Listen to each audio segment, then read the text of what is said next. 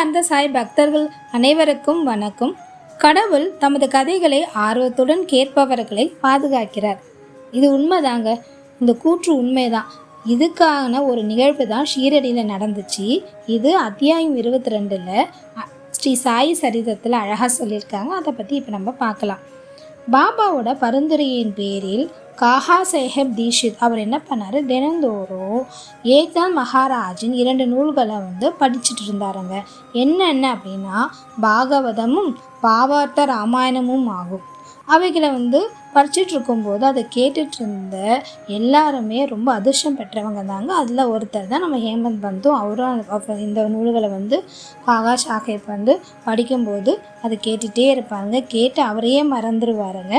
அது அவருக்கு ரொம்ப ஒரு நம்பிக்கையும் மன நிம்மதியையும் ஒரு எல்லையில்லா ஆனந்தத்தையும் கொடுத்துச்சுங்க. இப்படி தான் ஒரு சமயம் அவர் கேட்டுட்ருக்கும்போது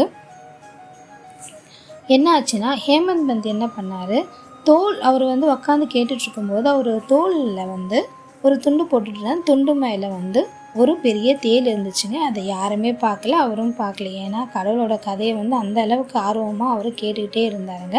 அப்படி கேட்டுட்டு இருக்கும்போது தற்செயலாக ஹேமந்த் பந்த் திரும்பி பார்க்கும்போது அவர் கண்ணில் அந்த தேள் பட்டுருச்சு. எப்போவுமே கடவுளை பற்றி நம்ம யோசிச்சுட்டே இருக்கும்போது கடவுள் நம்மளை விட்டுட்டு வராங்க, நம்மளுக்கு எந்த ஆபத்து வந்தாலும் விட மாட்டாருங்க. அவர் எப்போவுமே காப்பாற்றிடுவாருங்க நம்மளை. என்ன பண்ணார் அந்த ஹேமந்த் பந்த், எதுவுமே பண்ண ரொம்ப அமைதியாக 2 துண்டோட முனையை எடுத்து நல்லா அப்படியே பிடிச்சிட்டாருங்க. அப்படி பிடிக்கும்போது தேள் உள்ளே போயிடுச்சுங்க. யாருக்கும் தெரியாமல் அதை எடுத்துகிட்டு போய் தோட்டத்தில் விட்டுட்டாருங்க.